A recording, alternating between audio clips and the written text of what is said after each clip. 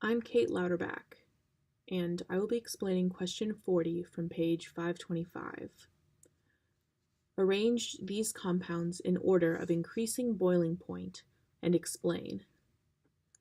The compounds are hydrogen sulfide, hydrogen selenide, and water. Before we can start, we need to know what affects boiling point.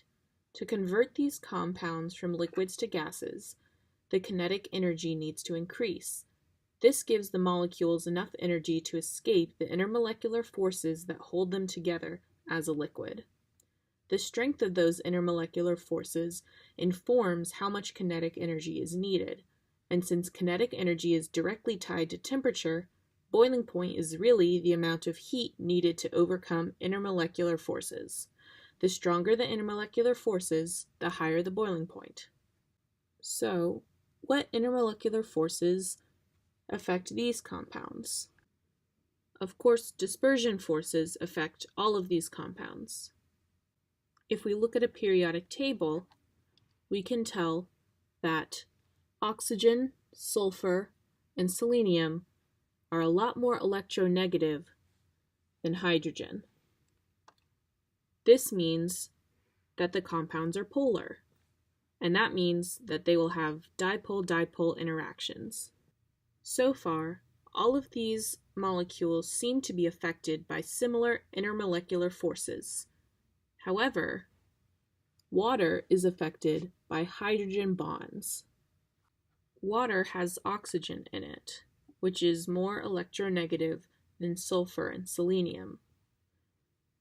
Oxygen can bond with hydrogen to create hydrogen bonds, which are stronger than dispersion forces in most cases. In this case, it means that H2O will have the highest boiling point.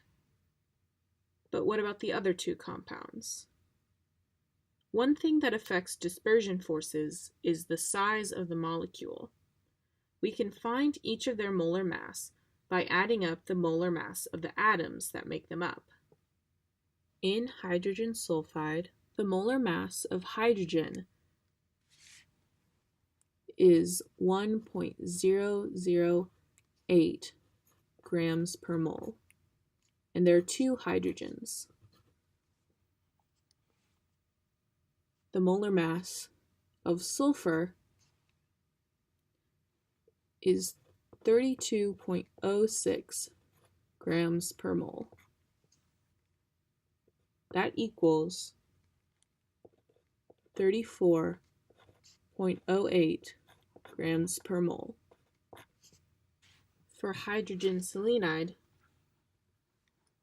once again, the molar mass of hydrogen is 1.008 grams per mole, and there are two. The molar mass of selenium is 78.97 grams per mole. This equals 80.99 grams per mole.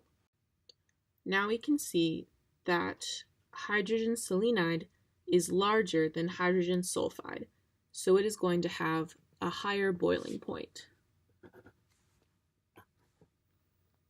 So, hydrogen sulfide has the lowest boiling point, followed by hydrogen selenide with the next highest boiling point, and H2O, or water, with the highest boiling point. So through our knowledge of the effect that intermolecular forces have on the boiling point, and how the properties of molecules affect their intermolecular forces, we're able to figure out the relative boiling points of these compounds.